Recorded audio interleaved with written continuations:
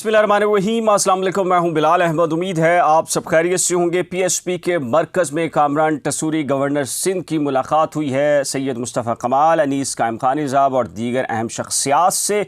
इसी पर एक सीनियर सहाफ़ी हैं, उन्होंने ट्वीट किया कि बहुत सारे सिफर मिलकर उस वक्त तक नाकारा हैं जब तक 90 का अदद उनके साथ नहीं जुड़ जाता। इस पर MQM लंदन ने भी अपना रद्द-ए-अमल का इजहार किया है। क्या प्लान कर रही है MQM लंदन? इसी के साथ बहुत ही दिलचस्प मायने रखते हैं सैयद मुस्तफ़ा कमाल की तकरीर के।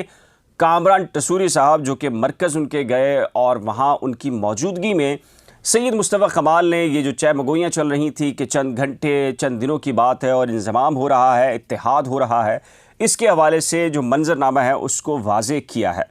क्या बात की है ये भी आपको बताऊंगा। और कुछ लोग अब इस पर शदीद रद्द-ए-अमल दे रहे हैं जो इंज़माम हो रहा है।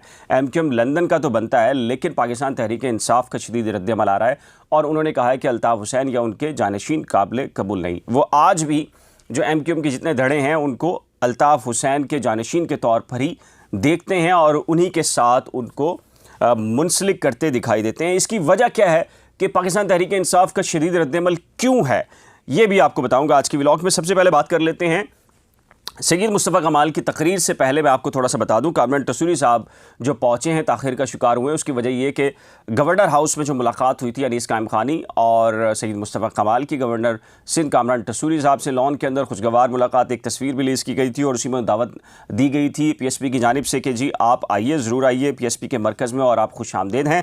लेकिन ताख़ीर इसलिए हुई कि सैयद मुस्तफ़ा कमाल जो शेड्यूल था उनका कराची आना, शहर से बाहर थे और ताख़ीर की वजह से वो नहीं आ सके थे और ये ताख़ीर इस वजह से हुई कि फिर रात देर गए ये मुलाकात और फिर फूलों की पत्तियां निछावर करना सारा मामला रहा।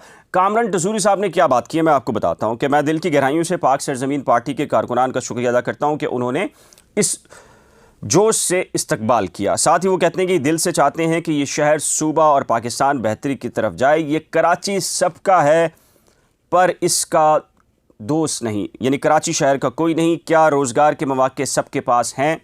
आप समझ जाएं कि उनका इशारा किस तरफ है और किस तनाजुर में बात कर रहे हैं।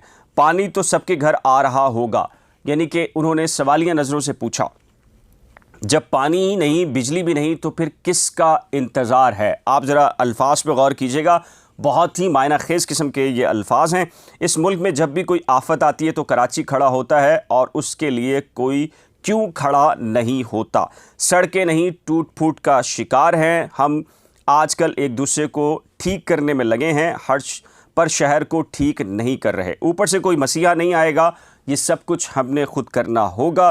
75 साल पहले हिजरत करके जब ये मुल्क बना तो इसके लिए कुछ नहीं किया जाता। इस शहर को मुजरिमों का शहर बना दिया गया। अल्फाज पे गौर कीजिएगा।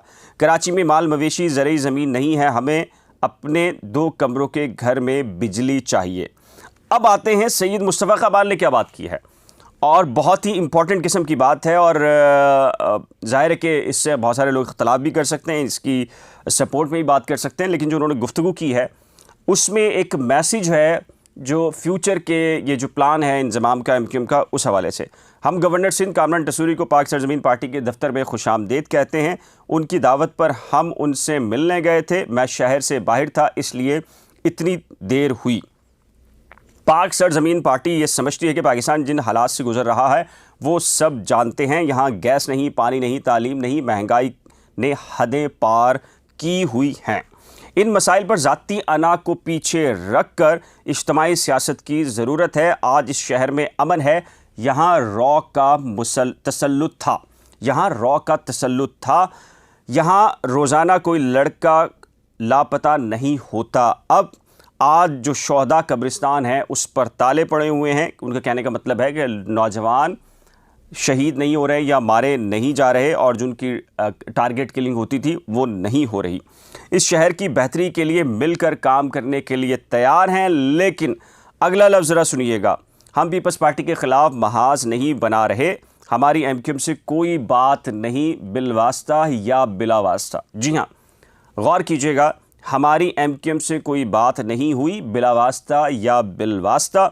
गवर्नर सिंध वो शख्स हैं जो बीच में हैं, दरमियान में हैं, जिनसे हम दूसरी तरफ मुलाकात, यानी कि हम दूसरी इनसे मुलाकात कर रहे हैं और हमारी बात भी एमक्यूएम से हो रही है, तो वो गवर्नर सिंध कामरान टसूरी साहब से बात हो रही है।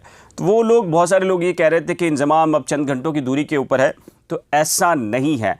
जब तक दोनों अफ्रीकैन किसी टेबल पर नहीं बैठ जाते तो इंजमाम पॉसिबल नहीं है। टर्म्स एंड कंडीशन का तय किया जाना भी बहुत बाकी है, और चूंकि अब तो इलेक्शन भी नहीं हो रहे, बल्दियाती इलेक्शन भी नहीं हो रहे, तो जब इलेक्शन भी नहीं होंगे तो इंजमाम की इतनी जल्दी क्या है। ये सिर्फ लगता ही है कि ये सारा की सारा मामला जो है एतमाद की फ़िज़ा बनाई जा रही है, और उसके लिए सारा मामला किया गया है। कामरान टसूरी साहब एतमाद की फ़िज़ा बनाने के लिए PSP के ऑफिस गए हैं। अब मैं आपको ये बताता हूँ कि जी, पाकिस्तान तहरीक-ए-इंसाफ के जो रहनुमा हैं हलीम आदिल शेख और फिर खुर्रम शेर ज़मान, ये इनका कल रात से बड़ा शदीद किस्म का रद्द-ए-अमल आया है। जैसे ही गवर्नर गए हैं PSP के ऑफिस, तो इन्होंने कहा है कि जी, एमक्यूएम को समझना होगा कि शहरी जो अमन पसंद हैं, लसानियत पसंद नहीं है। आज कराची के हालात एमक्यूएम के ना होने से बहुत बेहतर हैं। एमक्यूएम ही टारगेट किलिंग, भत्ताखोरी और दहशतगर्दी में मुलव्विस रही।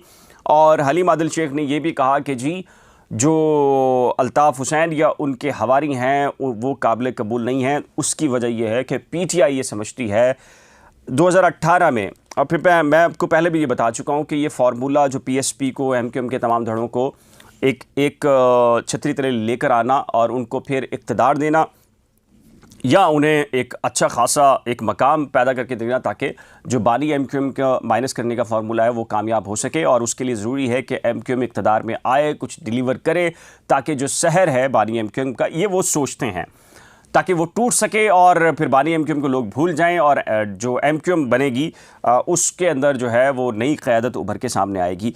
लेकिन ज़ाहिर है कि इसके बाद सैयद मुस्तफ़ा कमाल और डॉक्टर फ़ारूक सत्तार की जो 22 अगस्त के बाद जो प्रेस क्लब के अंदर हमारे सामने बिल्कुल यहाँ नीचे जो एक प्रेस कॉन्फ्रेंस हुई, उसमें कुछ ऐसी चीज़ें हुई जो नहीं होनी चाहिए थी, वो लोग ये समझते हैं, और उसकी वजह से इत्तेहाद नहीं हो सका।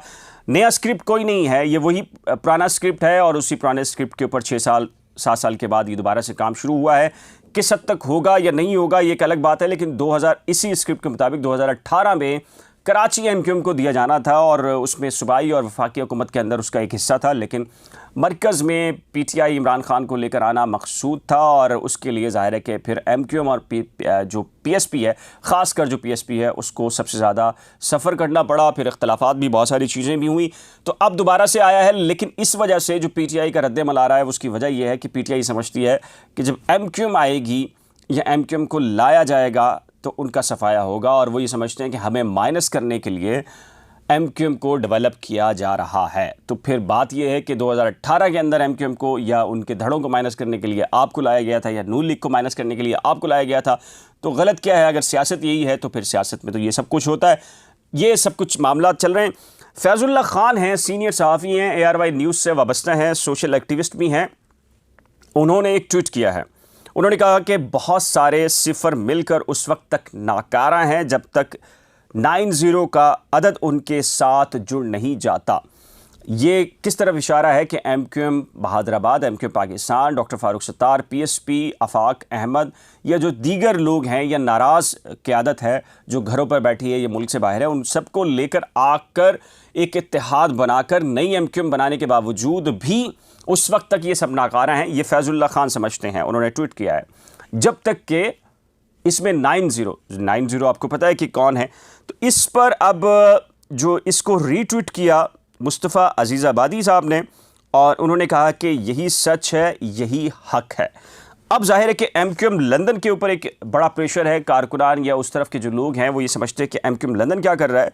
तो एमक्यूएम लंदन ने भी ये कहा है, ऐलान किया है कि इतवार की शाम 5 बजे 1 जनवरी को उनकी जानिब से कुछ एक्टिविटीज़ की जाएंगी, या फिर एक वीडियो बयान जारी किया जाएगा, या वीडियो जारी की जाएगी जहां लोग गैदर होंगे, या फिर कोई मैसेज होगा, और उसके ज़रिए वो अपना जो मुस्तकबिल का लाएमल है वो दिखाएंगे भी और बताएंगे भी।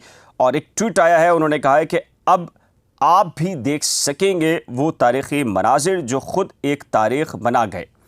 पेश करेगी एमक्यूएम राब्ता कमेटी इंतहाई अहम वीडियो ब्रीफिंग में इतवार 1 जनवरी 2023, लंदन का वक्त शाम 5 बजे और पाकिस्तानी वक्त रात 10 बजे। देखना हरगिज़ ना भूलिएगा। तो ये है ताज़ा तरीन अपडेट्स। तो बहुत सारे लोग ये कह रहे थे कि जी इत्तेहाद और इंज़माम चंद घंटों की दूरी पर है, ऐसा नज़र नहीं आ रहा। लेकिन चूँकि अभी गवर्नर मीडिएशन करा रहे हैं और मीडिएशन के लिए जब तक फ़रीक़ैन आपस में नहीं बैठेंगे तब तक कोई इत्तेहाद या इंज़माम नहीं होगा। Terms and condition. और फिर सबसे बड़ी बात ये है, बानी कौन होगा? बानी तो मीन्स के अल्ताफ़ हुसैन है ही, लेकिन कायद कौन होगा, लीडर कौन होगा, कन्वीनियर कौन होगा, उसके नीचे डिप्टी कन्वीनियर्स कौन होंगे, राब्ता कमेटी में कौन कौन होगा, बहुत सारी चीज़ें अभी डिस्कस होना बाकी हैं, तय होना बाकी हैं।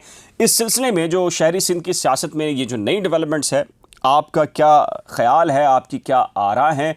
नीचे दिए गए कमेंट सेक्शन में अपनी कीमती राय का इजहार जरूर कीजिएगा। एक नए व्लॉग के साथ जल्द मिलेंगे, लेकिन जाने से पहले रिक्वेस्ट है कि अगर आपने करंट अफेयर्स विद बिलाल या नई खोज में से किसी एक को भी सब्सक्राइब नहीं किया तो बराए करम सब्सक्राइब करना मत भूलिएगा। खुदा हाफिज़।